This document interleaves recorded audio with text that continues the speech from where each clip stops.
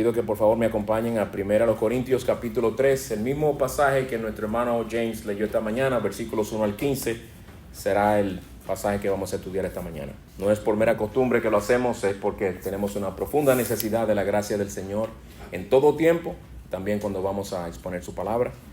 Por eso vamos a pedir de nuevo su ayuda, hermanos. Nuestro Dios que estás en los cielos y que estás aquí porque tú lo has prometido, tú te deleitas en las alabanzas de tu pueblo, porque tú has hecho provisión en la justicia perfecta de nuestro Salvador para que estas alabanzas te sean aceptas. Por ello, por Él te damos gracias y te alabamos, porque tú nos das el anticipo de nosotros poder empezar a adorarte en preparación para cuando estemos en gloria adorándote con toda perfección, sin ninguna distracción, y no con un amor que fluctúa, sino con un amor perfecto. Te rogamos que tú te plazcas en venir a ayudarnos a exponer tu palabra fielmente y a escucharla con un espíritu bereano, y que esta palabra venga a impactarnos, a traer cambios en nosotros. Instrúyenos, Señor, haznos mucho bien, te lo pedimos en Cristo. Amén. Amén.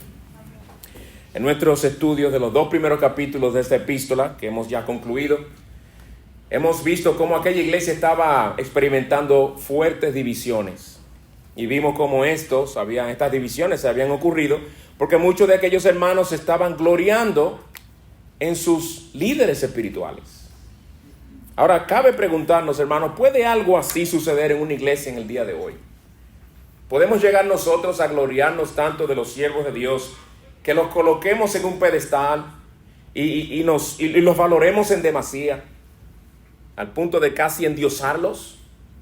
¿O de que se desarrolle entre nosotros una dependencia emocional tan grande en ellos y una admiración enfermiza de ellos, al punto tal que una sola palabra de ellos nos ponga a temblar? ¿Puede una iglesia llegar a ver a sus líderes como hombres tan indispensables que si ellos desaparecieran, la obra de Cristo se detendría? En el pasaje que vamos a estudiar hoy, Pablo procura corregir el concepto que los creyentes corintios tenían sobre sí mismos y también sobre los siervos del Señor, porque en ellos radicaba en gran parte la raíz del problema de las divisiones. En esta mañana vamos a ver este pasaje en 3 partes. En primer lugar, veremos el concepto propio de los corintios corregido, de los versículos 1 al 4. En segundo lugar, su concepto de los siervos de Dios corregido, versículos 5 al 12. Y en tercer lugar, la evaluación final, versículos 13 al 15. Veamos en primer lugar el concepto propio de los corintios corregido. Y aclaro que a lo que me refiero con esto que puse aquí es el concepto que ellos tenían de sí mismos. Pablo lo corrige, esa es la idea, en los versículos 1 al 4. Uno de los problemas principales en los corintios era que ellos tenían un concepto inflado sobre sus propias personas, sobre su propia iglesia, sobre sus propios líderes. Había muchos conceptos inflados. Y es algo que Pablo le señala a ellos a lo largo de toda esta carta. Bueno, en los versículos 1 al 4 lo que Pablo hace es desinflarles ese concepto elevado que tenían de sus propias personas. Y lo hace dándoles a ellos el diagnóstico que él como apóstol de Jesucristo había hecho sobre la condición espiritual en la que ellos se encontraban en ese momento cuando les escribe la epístola. Y él se lo dice de esta manera, versículos 1 y 2. Así que yo, hermanos, no pude hablaros como a espirituales, sino como a carnales, como a niños en Cristo. Os di a beber leche, no alimento sólido, porque todavía no podíais recibirlo. Ustedes saben, hermanos, especialmente si tienen mucho tiempo en la fe, que de un recién convertido debería de él esperarse que sea inmaduro en Cristo. Lo mismo puede esperarse de un niño recién nacido o un niño pequeño, que haya cierta inmadurez. Y sería injusto demandar de alguien a esa edad que sea y actúe con mayor madurez. Por eso Pablo al inicio de en esta epístola, en el versículo 1 al 4, le recuerda a ellos cómo él los trató, cómo él ajustó su enseñanza al principio de su ministerio entre ellos. Por eso fíjense cómo él habla en pasado. Y dice él, os di a beber leche, no alimento sólido, porque todavía no podíais recibirlo. ¿Cuándo? En aquel entonces.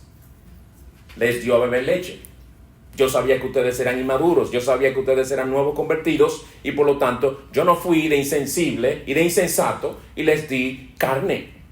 Yo les di compota, no carne, porque yo sabía que todavía los dientes espirituales no lo habían crecido. Lo cual era correcto. El problema estaba, hermanos, que habían pasado ya más o menos 5 años cuando Pablo les viene a escribir esta primera epístola que tenemos. Y las cosas todavía en este sentido, en esta área de sus vidas, seguían iguales. Seguía habiendo inmadurez. Por eso le dice, porque todavía no podéis recibirlo. En aquel entonces se entiende que yo les diera a ustedes leche y no alimento sólido. Pero todavía no podéis recibir ese alimento sólido. En verdad ni ahora podéis, dice él. Para aquella altura del juego, ya se esperaba que hubieran estado un poco más maduros. Algo parecido al caso de los hebreos cristianos en Hebreos capítulo 5, versículo 12, donde el autor les dice a ellos, pues, aunque ya debierais ser maestros, otra vez tienen necesidad de que alguien les enseñe los principios elementales de los oráculos de Dios. Y han llegado a tener necesidad de leche y no de alimento sólido. Y no eran meras conjeturas por parte de Pablo, hermanos, sino que la conducta que él percibía en ellos les llevó a él a la conclusión de que ciertamente había falta de madurez espiritual entre ellos. Por eso les dice, no pude hablaros como a espirituales, sino como a carnales. Había algo en su conducta que mostraba, que me decía algo a mí. Me decía que ustedes no podían recibir el alimento sólido que yo quería darles. Ahora, una pregunta, porque Pablo aquí dice que no pudo hablarles como espirituales, sino como a carnales. La pregunta es, ¿entonces existe el cristiano carnal? ¿Existe el muy famoso cristiano carnal del que algunos enseñan? ¿Qué es, según algunos, el cristiano carnal? El cristiano carnal es uno que tiene a Jesús como Señor, como Salvador, pero todavía no como Señor. Jesús lo ha salvado porque levantó la mano y pasó al frente. Pero su manera de vivir no muestra piedad, no muestra amor a Dios, no muestra obediencia a la palabra de Dios, porque Jesús es suyo, pero en dos partes. Y es en etapas. Por ahora Él es salvo. Pero el señorío de Cristo todavía no se ve en la vida de ese creyente. ¿Quién sabe hasta cuándo se verá? Porque Cristo todavía no es su Señor. Hermanos, no existen cristianos carnales. Algo importante entender cuando uno estudia la Escritura es que cuando uno ve que se menciona algo, algún concepto, alguna idea, una sola vez en la Escritura, eso debe llevarnos a querer estudiar ese texto a la luz de otros pasajes y otros textos más claros. Buscar otros textos de las Escrituras que nos arrojen luz sobre este texto que parece ser oscuro porque no lo entendemos muy bien. Y hay que tener mucho cuidado a la hora de tratar de formar una doctrina basándonos en una sola mención de un tema en la Escritura. Y ese es el peligro al que se cae cuando se toma este pasaje donde Pablo dice, no le pude hablar a ustedes como espirituales, sino como carnales, y saltar de ahí y formar la doctrina del cristiano carnal. ¿Y cuántos han terminado en el infierno? Que eran unos impíos y sus vidas no daban frutos de creyentes, sino de impíos, terminaron en el infierno porque los convencieron de que lo que pasa contigo no es que Cristo en verdad no te ha salvado. Lo que pasa contigo es que tú realmente no has confiado en Cristo ni te has arrepentido. Lo que pasa contigo es que tú eres otra categoría de cristiano que se llama cristiano carnal. Sigue así, sigue con tu pecado. Algún día Cristo vendrá a ser tu Señor y se muere y se va al infierno. ¿Cuántos no estarán en el infierno? Que fueron las llamas que lo convencieron de que estaban perdidos. Triste, pero sucede. Es decir, que es una doctrina sumamente peligrosa, además de ser antibíblica. Pero ¿qué hacemos entonces si Pablo menciona aquí que le habló como carnales? Bueno, lo que tenemos que recurrir es el contexto en el que Pablo dice esto. Y en este caso, en el contexto inmediato se ve o nos da luz para entender mejor lo que Pablo nos está diciendo. Si vamos al capítulo anterior, en los últimos versículos, Pablo está haciendo varios contrastes entre el que piensa de una manera espiritual y el que no. Entre el que piensa según un individuo natural, el hombre natural, y el que no piensa así, lo de tener la mente de Cristo. Ese es el tema que él viene desarrollando en los últimos versículos del capítulo 2. Miren el versículo 12. Y nosotros hemos recibido no el espíritu del mundo, sino el espíritu que viene de Dios. Ese es el primer contraste que vemos. Para que conozcamos lo que Dios nos ha dado gratuitamente. En los versículos 14 y 15 también hace más contrastes. Pero el hombre natural no acepta las cosas del Espíritu de Dios porque para él son locura y no las puede entender porque son cosas que se disciernen espiritualmente. Está aquel que es el hombre natural, el que no conoce a Dios porque no tiene discernimiento espiritual, no tiene vida espiritual, no acepta las cosas de Dios, pero está el que las discierne espiritualmente. Por eso él hace el contraste ahora en el versículo 15 diciendo, en cambio, el que es espiritual, aquel a quien Dios ha salvado y le ha dado esa luz y ese discernimiento espiritual, el tal juzga todas las cosas, pero él no es juzgado por nadie. Ahora salten a nuestro versículo 1. Así que, hermanos, no pude hablarles como espirituales. No les pude hablar a ustedes como esta persona de la que yo acabo de hablar al final del capítulo 2. Para nosotros es un capítulo, Pablo no tenía capítulos divididos. Una carta completa. Esto que yo le acabo de mencionar, Corintios, de personas que piensan espiritualmente, que tienen la mente de Cristo. Yo no pude hablar a ustedes como personas así. Por la manera de ustedes conducirse. Porque la manera de ustedes conducirse era según los hombres del mundo. Estaban actuando en una manera carnal, en esa área específica de sus vidas. Muy diferente a decir, este individuo está dominado por su pecado y es otra clase de cristiano porque él levantó la mano, pasó al frente y no podemos dudarlo. Por lo tanto, llamémosle cristiano, lo único que es diferente. No es lo que Pablo está diciendo. De hecho, si vamos a usar otro pasaje para arrojar más luz sobre lo que Pablo quiso decir aquí, creo que sería Mateo capítulo 16, versículo 23, cuando el Señor Jesucristo le dice a sus discípulos que es necesario que él vaya a Jerusalén y sea arrestado, que sea matado por los líderes religiosos, es decir, que muriera y resucitara al tercer día. Don Pedro toma al Señor a un lado y empieza a reprenderlo, dice los versículos anteriores, y le dice, Señor, que no ocurra tal cosa. En otras palabras, no, Señor, no vayas a morir. Y el Señor responde, versículo 23, pero volviéndose a él, dijo a Pedro, quítate de delante de mí, Satanás, me eres piedra de tropiezo porque no estás, en aquel punto, pensando en las cosas de Dios, sino en las de los hombres. En ese sentido que Pablo le llama a los corintios carnales. Están pensando según los hombres, están pensando según el mundo. De hecho, en la nueva versión de las Américas, cuando dice conforme a los hombres, añade hombres del mundo para dar el sentido. Oigan esta cita de Leon Morris, un comentarista, hablando de este tema, dice él, las divisiones eran un testimonio claro de la mentalidad mundana de los corintios y no de su percepción espiritual. Y Pablo mismo les explica más adelante, hermano, lo que él realmente quiso decirles al llamarles carnales para que entendieran, versículos 3 y 4. Porque todavía sois carnales. Pero Pablo, explícate. Pues habiendo celos y contiendas entre vosotros, ¿no sois carnales y andan como hombres del mundo? Se lo explicó clarito ahí. Oh, Pablo, a eso que tú te refieres cuando nos llamas carnales. Tú no quieres decir que somos personas vendidas al pecado, ¿verdad? Tú no estás llamándonos personas esclavas del pecado y rumbo a eterna perdición. Dice Pablo, no, hermano, no me malentiendan. Yo estoy hablando de la manera por la conducta de ustedes en estas divisiones y lo que las han causado, están actuando como la gente del mundo. Están actuando en carnalidad, se podría decir. No era que ellos estaban viviendo de esa manera, dominados por esos pecados. Pero ciertamente, hermano, los celos y las contiendas son de los frutos de la carne que Pablo menciona en Gálatas capítulo 5, que no deben caracterizar al creyente, que caractericen a los incrédulos.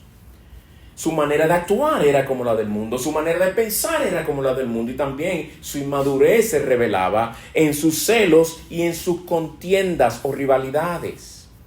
Dígame si no es típico, y aquí hay padres que todavía tienen niños pequeños, especialmente cuando son varios niños y hermanitos. Una de las señales más típicas de un niño pequeño, de 2, 3, 4, 5, son los celos. Si ven que papi y mami están acariciando al bebecito, se ponen celosos y quieren que también los acaricien a ellos. Y empiezan entonces las rivalidades con su hermanito, porque están mostrándole más amor a su hermanito. El niñito está jugando con un camión de bomberos que le regalaron carísimo, control remoto, y llega el amiguito vecino con una tapita de refresco, y él quiere la tapita. Y pelea por la tapita y suelta el camión de bomberos, porque hay celos. Y también eso crea contiendas y rivalidades. Pablo les está diciendo a ellos, ustedes están actuando como inmaduros, como niños en Cristo. Por eso le llaman niños en Cristo.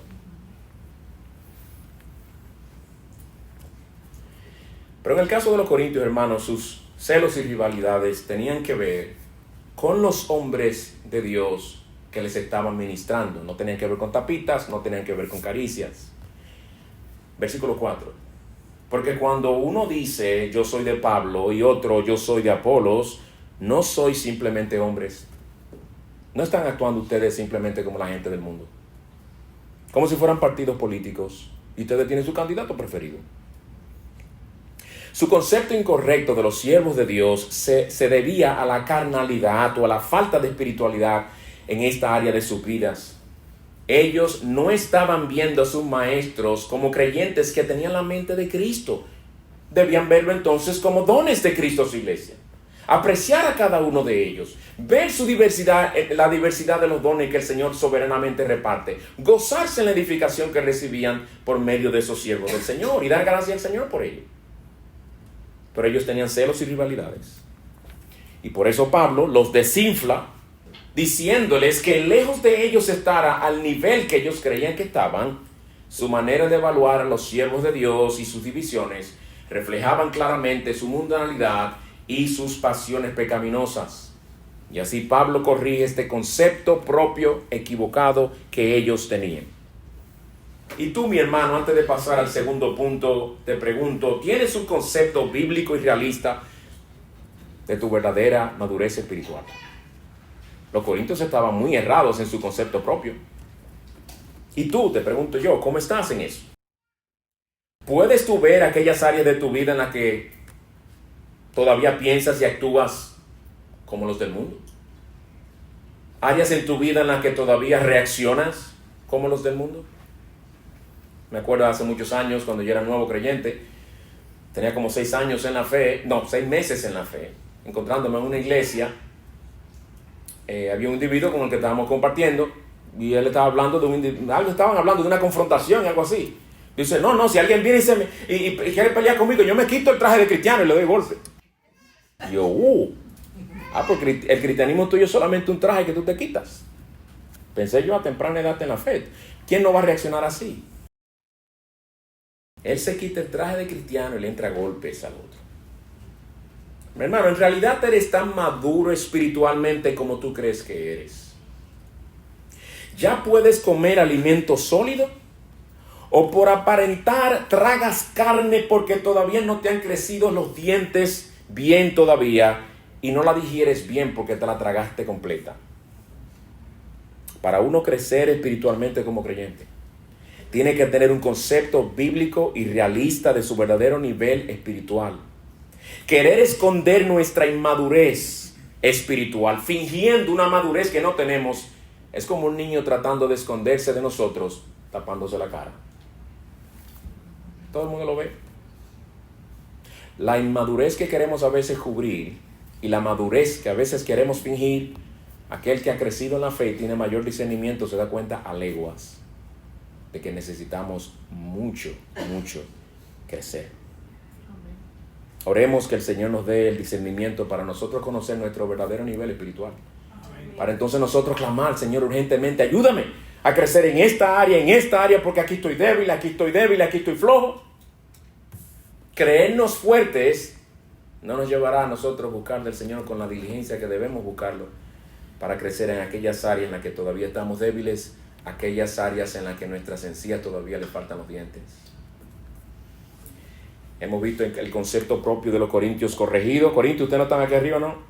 Ustedes están aquí abajo. Ustedes tienen mucho que crecer. Ustedes no ven las rivalidades y los celos que hay entre ustedes.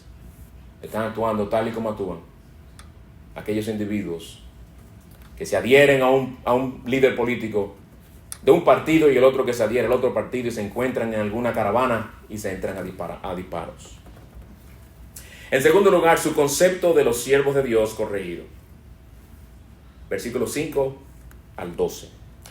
A partir del versículo 5, Pablo empieza a corregir el concepto incorrecto que los corintios tenían sobre Pablo, sobre Apolos y sobre los demás siervos del Señor que habían ministrado entre ellos.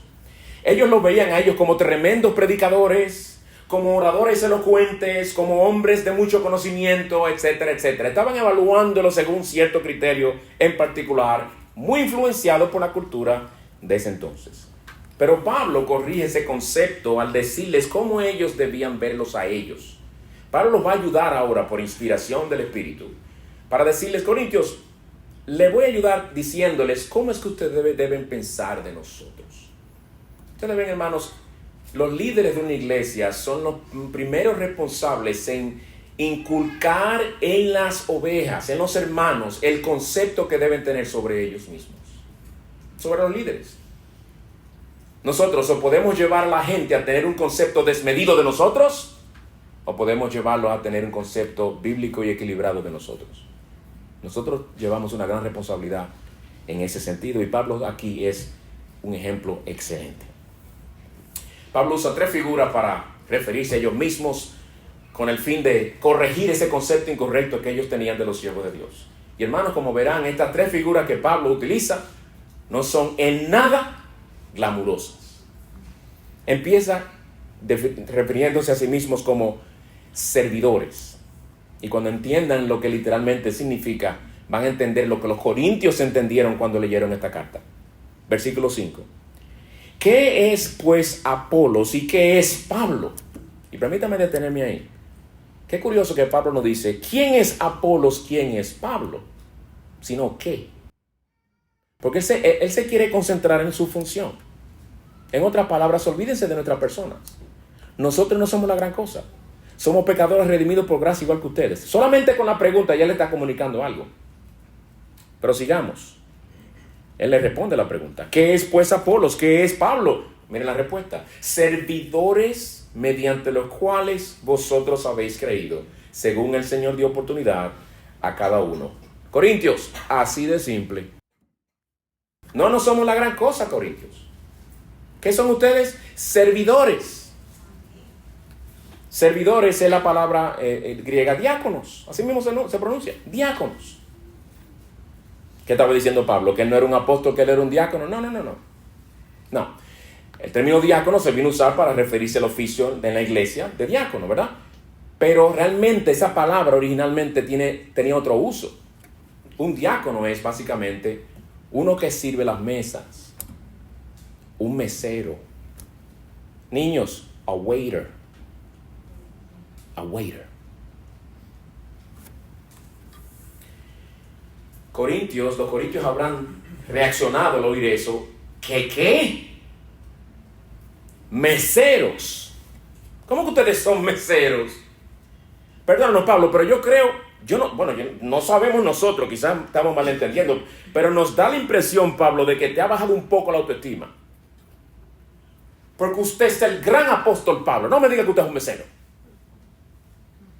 Piense bien de sí mismo, Pablo. Usted es un grande en el reino de Dios. Usted ha hecho más que todos los demás apóstoles, aunque fue el último llamado. ¿Quién ha escrito la mayor cantidad de epístolas? ¿Quién ha fundado más iglesias? Eres tú, Pablo. No te desalientes. No te refieras a ti mismo como un mero mesero, como un servidor. Y Pablo les dice: Cristo me llamó a ser apóstol, yo no lo puedo negar, pero mi oficio no me fue dado para que ustedes me reverencien. Yo soy un servidor, un mesero en el reino de Cristo. Hermanos, ¿quién pone un mesero en un pedestal? ¿Quién exalta a un mesero? Que haya un mesero que lleve a una persona a querer darle un premio. Es un trabajo común. Y en ese contexto histórico-cultural, mucho más común. Porque cuando ellos oyeron mesero, o uno que sirve a las mesas, Ellos no pensaron en un restaurante de 5 estrellas. Ellos pensaron en un sirviente de la casa. ¿Ven lo que Pablo está haciendo? ¿Qué somos nosotros? ¿Qué es lo que ustedes tanto nos alaban? ¿Qué es lo que se están ustedes dividiendo por identificarse con nosotros?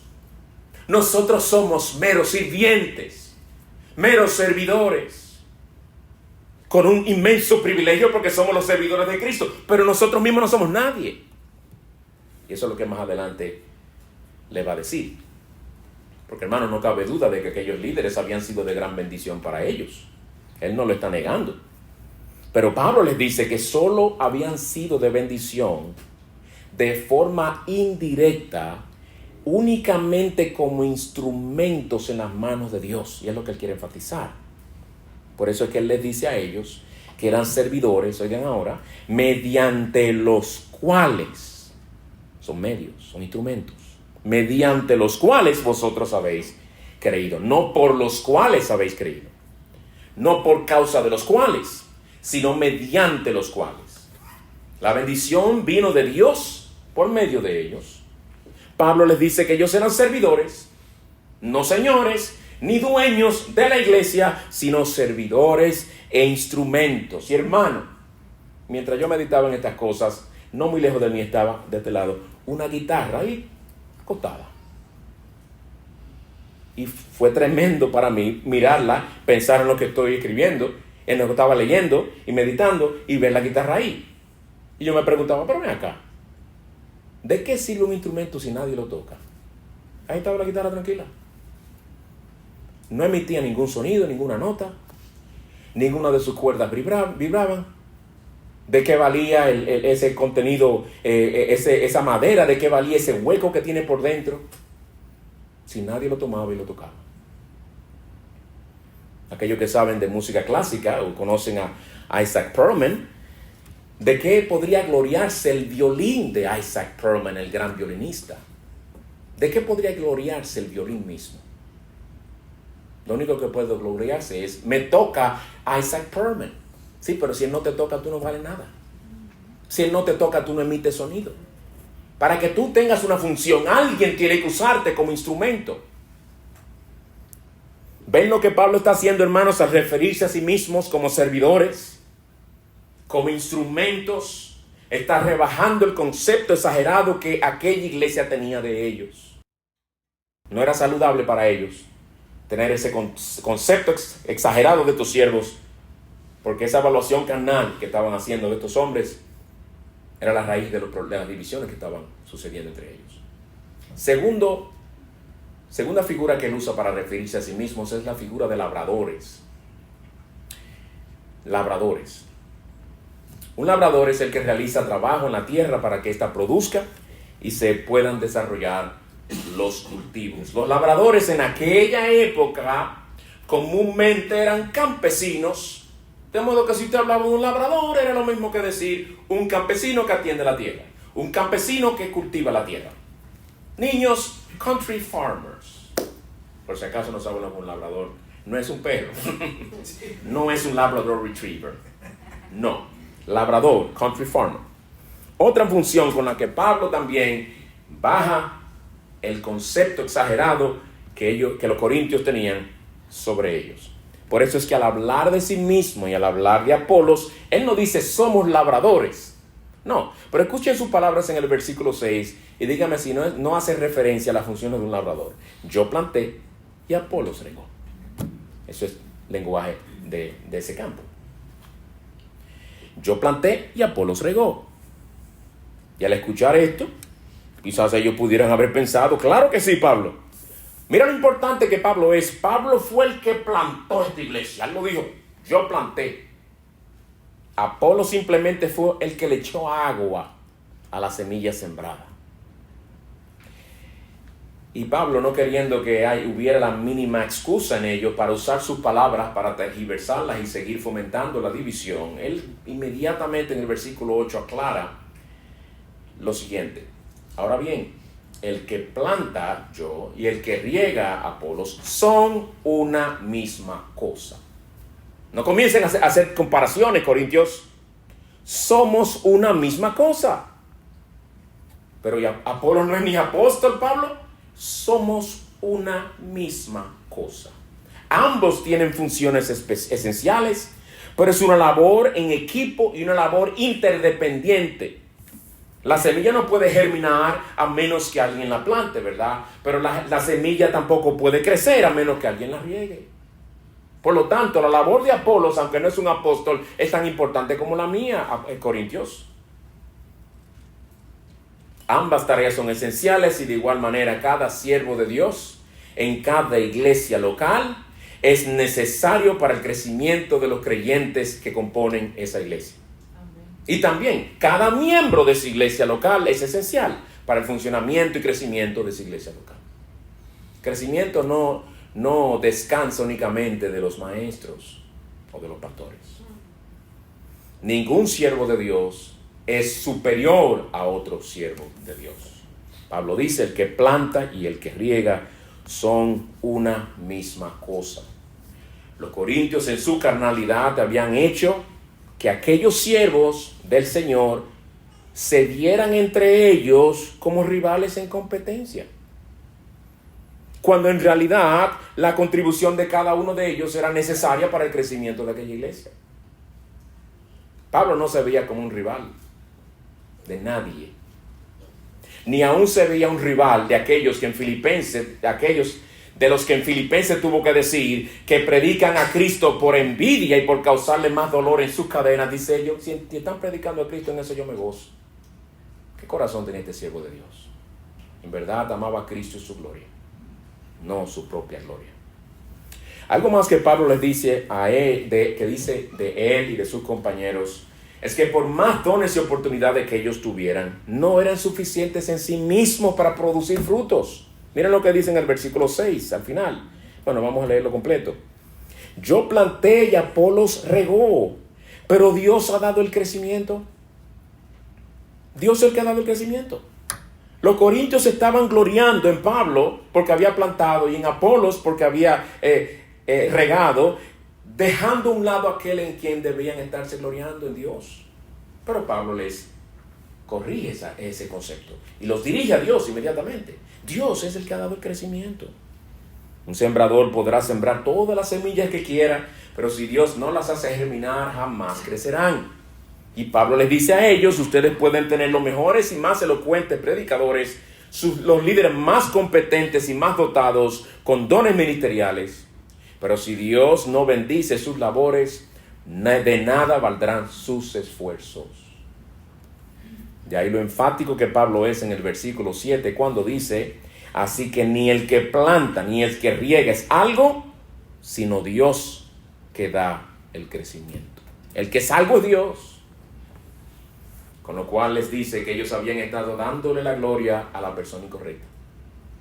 La gloria se la merece Dios, quien había usado a estos hombres entre ellos. Es Él el que a quien ellos debían estar mirando, es en Él que debía haber estado su jactancia, no en ellos. Y para terminar de hacer penetrar en sus mentes ese concepto teocéntrico de la obra de los siervos de Dios, Pablo les dice en el versículo 9 lo siguiente: porque nosotros somos colaboradores de Dios, y vosotros sois labranza de Dios, edificio de Dios. Edificio de Dios. Hay algo que Pablo hace en este versículo, hermanos, que no se puede apreciar en nuestra traducción. Pero en el original, si fuera a traducirse literalmente, oigan cómo suena. Porque de Dios colaboradores somos, y de Dios labranza sois, de Dios edificio. Fíjense aquí en nuestra traducción y oigan lo que dice literalmente. Estoy manteniendo el mismo orden, no que yo lo tradujo del griego, no, yo cojo por ahí, qué sé yo, de griego. Oigan cómo dice: porque de Dios colaboradores somos, que Dios al final, en griego al principio. Y de Dios labranza sois, Dios al final, en griego al principio. Y de Dios edificio, lo mismo. En griego se hace eso para enfatizar algo. Lo que Pablo les está enfatizando, y ellos entendieron muy bien en el idioma original, fue: miren, es a Dios que pertenece todo. Es en Dios que debe estar su mirada. No nos alaben a nosotros. Es lo que Pablo está haciendo aquí. Bien, después de que Pablo les habla de los siervos de Dios como servidores y labradores, ahora les dice que ellos también son constructores. Se lo da a entender, mejor dicho, no es que les dice directamente. Se lo da a entender, se lo comunica. Y en esta sección, muy probablemente, Pablo se esté refiriendo a los pastores que ellos tenían locales, en su iglesia local, que eran los que se podría más apropiadamente, según este contexto, llamar los constructores, los que edifican.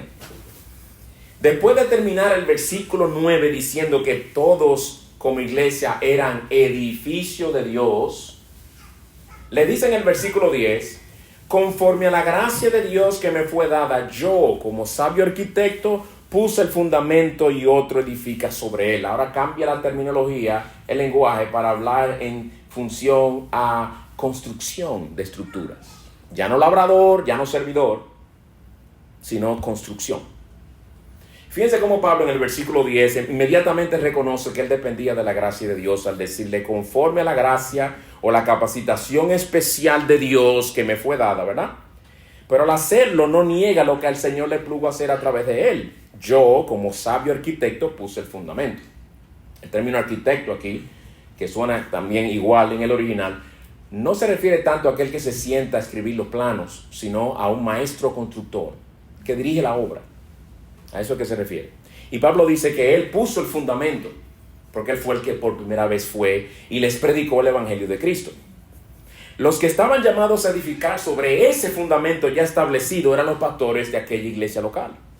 Y en ese caso el fundamento que se había puesto era el del mejor material, que es el Señor Jesucristo, su persona y su obra, ¿verdad? Su evangelio. Y Pablo les dice que como este es el fundamento, ellos tenían que ser muy cuidadosos a la hora de edificar sobre él. Por eso dice al final del versículo 10, pero cada uno tenga cuidado cómo edifica encima. Y ahí viene el título del sermón. Cuidado cómo edificamos. Cada uno tenga cuidado cómo edifica encima, es decir, encima de ese fundamento ya establecido. Ellos como líderes, como maestros constructores de aquel templo espiritual, debían asegurarse de que se usara el mejor material y el del más alto costo a la hora de edificar sobre ese fundamento. ¿Cuáles son esos materiales de alto costo? Oro, plata y piedras preciosas o costosas se puede traducir también. Y no el barato y el de menor calidad, que aquí Pablo menciona, madera, heno y paja. Heno y paja se podría decir que es sinónimo.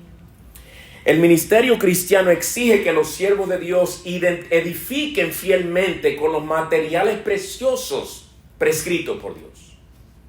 Hermanos, esto nos dice mucho como iglesia. Nosotros deberíamos siempre esperar que las paredes de esta iglesia se edifiquen únicamente con los materiales de la palabra de Dios. Amén. Fielmente expuesta, fielmente aplicada y fielmente vivida por cada uno de nosotros. Esta es una de las razones por la cual Dios hizo de la iglesia columna y baluarte de la verdad.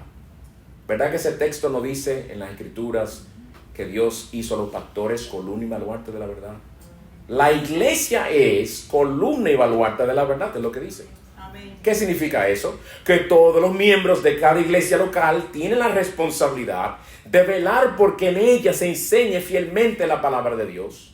Tienen la responsabilidad de que en ella no se filtren ni se propaguen falsas enseñanzas. Tienen que proteger la verdad de Dios, la pureza de la verdad de Dios. Cada uno de los sentados ahí, especialmente los miembros de cada iglesia local, tienen esa gran responsabilidad. Por eso es que cada vez que se nos predica la palabra, debemos escucharla con corazones enseñables, pero también con una mente de bereanos, atentos para asegurarnos de que todo lo que se nos diga, que el texto dice, es realmente lo que el texto dice. No porque el que dice que el texto dice es lo que dice, sino porque él ha probado con la misma escritura que realmente es lo que el texto dice. Por su contexto inmediato, por su contexto general y todos los pasajes que tenga que ir para aclarar y explicar que realmente es lo que ahí dice. Para que cuando el que enseña diga así dice el Señor, no dé falso testimonio, sino que dejando que la Escritura interprete en las Escrituras, nos diga lo que en verdad el Señor nos dice. De modo que cuando digamos amén a lo que se enseña, sea un amén que brote de una mente que conoce las Escrituras. Y para eso hay que conocer nuestras Biblias. Porque si no estaremos diciendo amén, un amén emocional, porque hay aménes emocionales. Hay un amén que es la reacción emocional y a veces instintiva ante el sonido de la voz del predicador cuando lo alzó, o cuando dijo algo muy fuerte, o cuando dijo así dice la palabra de Dios. Y a veces es un amén repetitivo, estilo cotorra, donde la gente dijo amén al lado mío, amén, y no dice qué fue lo que yo dije, y se queda así, no sabe ni por qué dijo amén. No, el amén se lo decimos a Dios. El amén lo decimos porque decimos así estoy convencido de que dice la palabra de Dios. O decimos con el amén, Señor, que así sea. O Señor, así es en verdad lo que tu palabra dice. Aún en eso debemos hacerlo con el entendimiento, hermanos. No con una mera reacción, una mera reacción emocional, sino que en verdad lo hacemos conscientes de lo que hacemos. La exhortación de Pablo aquí, cada uno tenga cuidado cómo edifica encima, pone un peso de responsabilidad tanto sobre los que enseñan públicamente como sobre cada uno de los que componen cada iglesia local.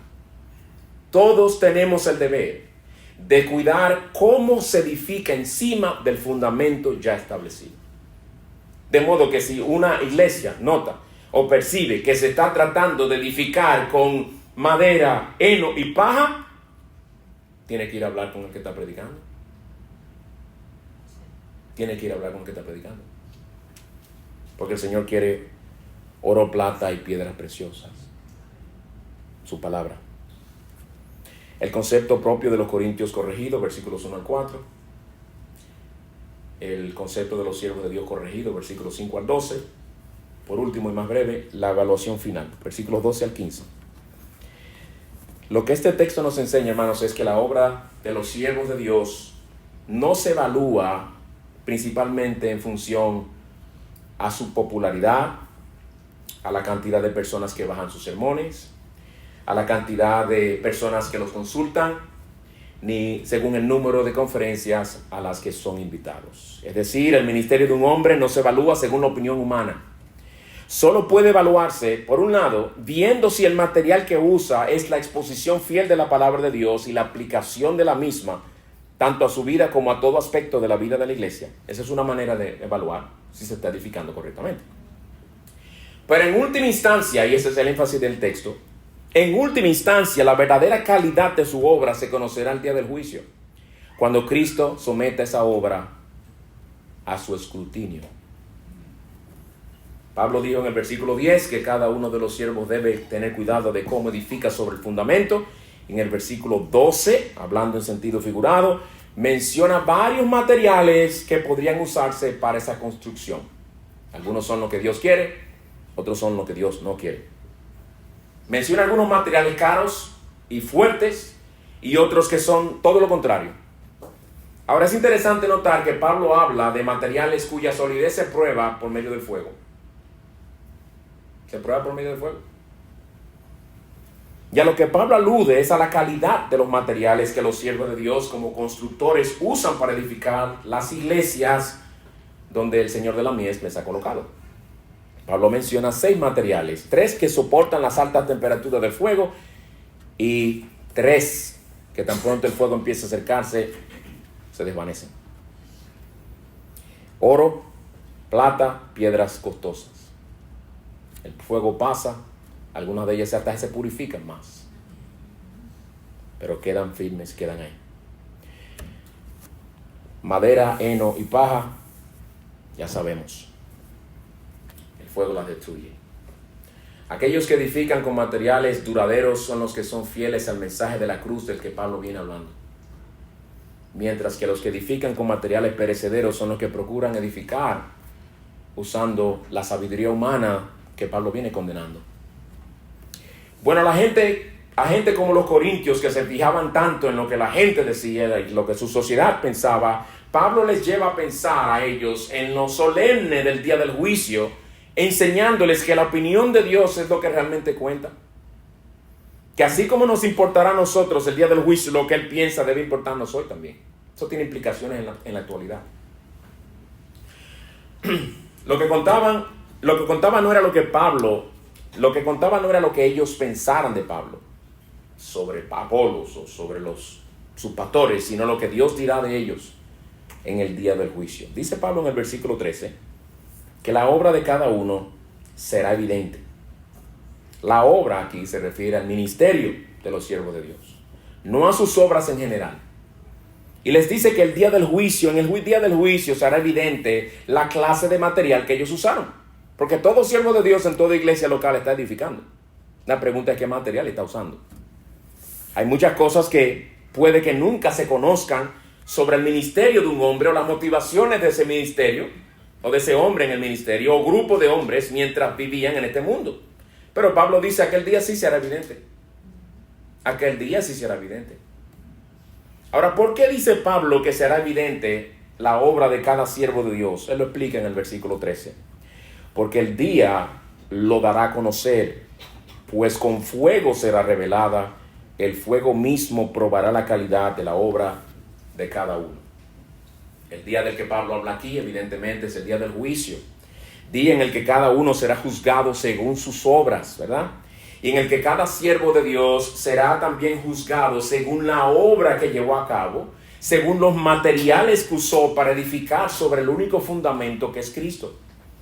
Pablo usa la metáfora de un fuego que probará la calidad de los materiales. En aquellos tiempos, y aún todavía en nuestros tiempos, la prueba final de cómo fue construido un edificio es un fuego. Un fuego. De igual manera, cuando aquel que tiene ojos como llamas de fuego someta a su escrutinio el ministerio de cada uno de sus siervos, se conocerá la calidad de su obra. Se conocerá si la motivación era que la gente mirara a Cristo, conociera su palabra, exaltara su nombre, o me mirara a mí, me exaltara a mí, me reconociera a mí. O a quien sea, lo que está hablando del siervo de Dios. Porque esas cosas no se ven en el corazón muchas veces. A veces se perciben en lo que decimos y lo que hacemos, pero no se perciben en realmente a perfección, porque es Dios que conoce esas cosas de verdad. Ahora, aunque es verdad que en el Antiguo y Nuevo Testamento se hace referencia y mención del fuego para referirse al juicio de Dios, en este texto, en este contexto, hermano, Pablo no está hablando está hablando del juicio de Dios, pero no está hablando de condenación o de castigo cuando habla de fuego. A eso que me refiero. Tampoco aquí se habla de fuego para hablar de la destrucción de alguien, ni tampoco para refinar a alguien. Y abro un paréntesis muy breve por el tiempo. Los católicos romanos usan este texto para probar el purgatorio. Sí, pero no vamos a perder tiempo en eso. Ustedes lo pueden estudiar después. Aquí solo se habla de fuego, un sentido figurado, como aquello que dará a conocer la calidad de la obra de los siervos de Dios. Así como cuando una estructura se quema, se ve de que estaba construida. Si este edificio se enciende en llamas, de aquí a unas cuantas horas, lo único que quedará será las columnas de acero. Chirró, se fue. Madera detrás del chirró, se fue. Alambre se fue. Todo se va. Quedan las columnas de acero. De eso que Pablo está hablando aquí. Si se fijan en la manera en que Pablo habla, lo que el fuego consume no es al constructor, es el material. Por eso que hablo y digo que no es realmente hablando del castigo que recibirá el constructor. Y estamos hablando aquí de personas verdaderos creyentes también. La prueba de fuego probará la calidad duradera del material que ellos usaron. Dice el texto, el fuego mismo probará la calidad de la obra de cada uno, no la salvación o perdición de cada uno. Ahora, ¿qué dice Pablo que sucederá con aquellos siervos que usaron materiales sólidos y los que usaron materiales perecederos? Versículos 14 y 15. Si permanece la obra de alguno que ha edificado sobre el fundamento, recibirá recompensa. Si la obra de alguno es consumida por el fuego, sufrirá pérdida de recompensa. Sin embargo, él será salvo, aunque así como por fuego. Me gustó lo que un siervo de Dios dijo, y lo cito: cada individuo es responsable de su propia contribución al edificio y recibirá recompensa o pérdida basada en la calidad de su obra. Si el edificio se hace cenizas, los constructores descubrirán que habrán trabajado en vano. Algo triste. Algo que el apóstol Pablo no quería que sucediera en él. Yo voy a tener que saltar varios textos, los voy a citar para que lo lean en sus hogares si quieren, donde Pablo da a conocer que su temor más grande era el terminar su obra y que haya trabajado en vano. No lo voy a citar por el tiempo. Gálatas 2:2, Gálatas 4:11 y Filipenses 2:16. Si cuando la obra de cada siervo de Dios sea sometida al fuego del juicio de Dios, el edificio permanece en pie, ellos serán recompensados por su servicio fiel. La recompensa de la que aquí se habla no es la salvación, obviamente, porque la salvación es por pura gracia, no se gana por obras. Y la pérdida de la que Pablo habla aquí no se refiere a la pérdida, a perderse en el infierno, sino a la pérdida de la recompensa. Y aunque no sabemos todos los detalles de lo que será la recompensa de los siervos de Dios, podemos saber que claramente por lo que dice la Escritura, que incluirá definitivamente el oír del Señor: bien, buen siervo fiel, en lo poco fuiste fiel, en lo mucho te pondré. Ahora, si es así, ¿qué es lo que Pablo quiere decir en el versículo 15 cuando dice: Él será salvo, aunque así como por fuego?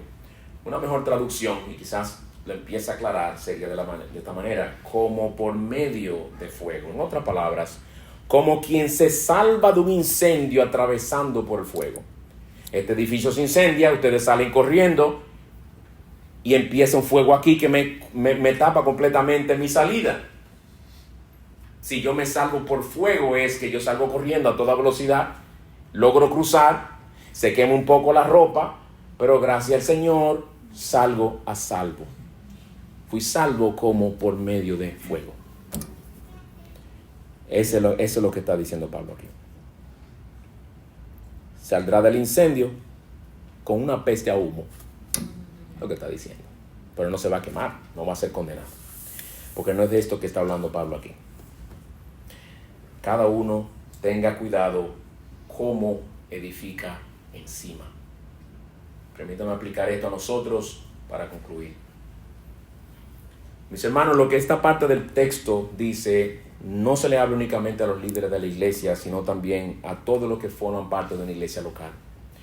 Es a todos nosotros que el Señor nos dice por medio de Pedro y viniendo a Él como a una piedra viva, desechada por todos los hombres, pero escogida y preciosa delante de Dios. También ustedes, iglesia completa, como piedras vivas, sean edificados como casa espiritual, para un sacerdocio santo, para ofrecer sacrificios espirituales aceptables a Dios por medio de Jesucristo. Primera de Pedro 2, 4 y 5.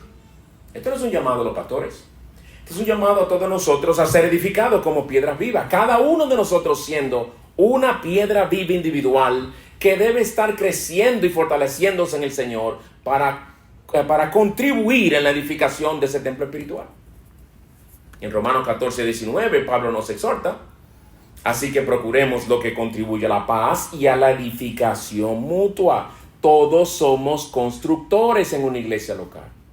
Todos debemos fortalecernos unos a otros en ese edificio espiritual que sigue en construcción. Los pastores estamos llamados a tener cuidado cómo edificamos, pero todos nosotros estamos llamados a edificar la iglesia de Cristo. Cada creyente en esta iglesia tiene el deber de edificar su propia vida espiritual usando los medios que Dios ha provisto, como también tiene la responsabilidad de edificar a sus hermanos en la fe.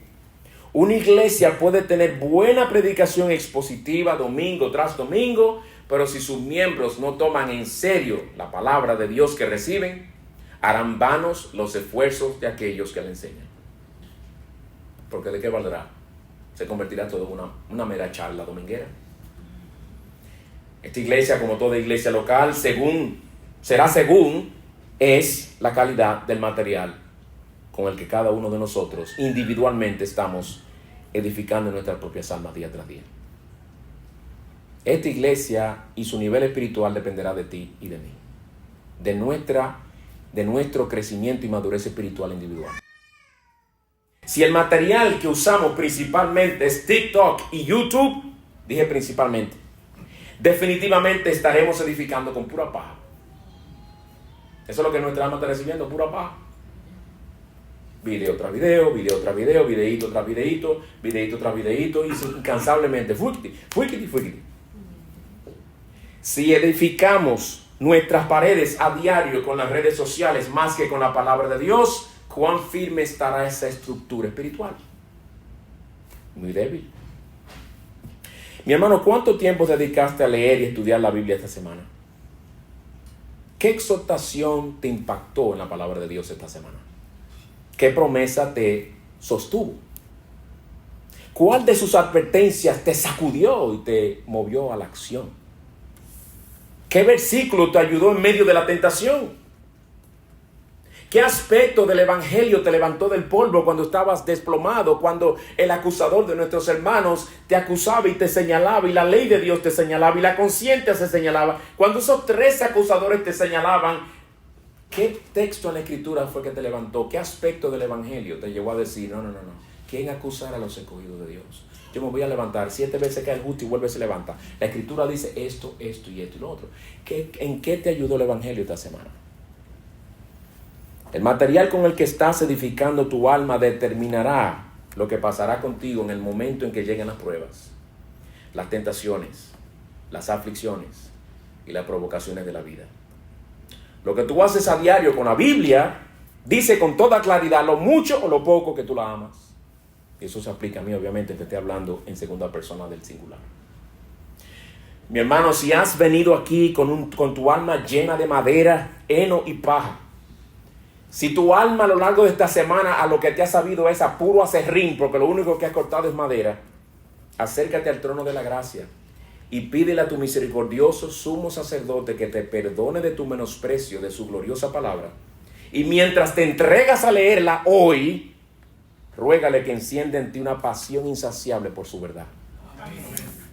Pero sigue alimentándote de ella, porque la palabra de Dios es así: calma nuestra sed y a la vez la aumenta la sed. Aléjate de ella y te vas a disecar espiritualmente. Amigo que no conoces a Cristo y nos visitas en este día, como siempre, muy contento de tenerte aquí entre nosotros. Pero este texto se brinda para hacerte una pregunta a ti. Pablo habló del único fundamento que ha sido establecido, y es el fundamento de la iglesia, y es Cristo, ¿verdad? Mi pregunta para ti es: ¿sobre qué fundamento estás tú fundando tu alma inmortal? ¿Sobre qué fundamento descansa tu alma inmortal? ¿Sobre qué descansa tu seguridad de que si tú mueres irás al cielo? ¿Sobre qué? ¿Sobre las cosas buenas que tú haces? ¿Sobre las cosas malas que dejaste de hacer ya hace un tiempo? ¿Sobre los vicios con los cuales ya cortaste? Con el hecho de que tú no eres tan malo como tu vecino, con el hecho de que tú ni aún un ticket te han puesto a ti, de que tú eres una persona ejemplar en la sociedad. Todo eso es confiar en tus propias obras. Todo eso es insultar a Cristo. Todo eso es eliminar ese fundamento y decir, yo no necesito eso. No, quítenme ese fundamento. Yo puedo con mis propias obras. Si tú te presentaras delante de Dios hoy, porque hoy murieras, y Él te preguntara por qué debería dejarte entrar al cielo, ¿qué tú le responderías? ¿Cuál de tus buenas obras le vas a presentar? Dice la Escritura que por las obras de la ley ningún ser humano será justificado.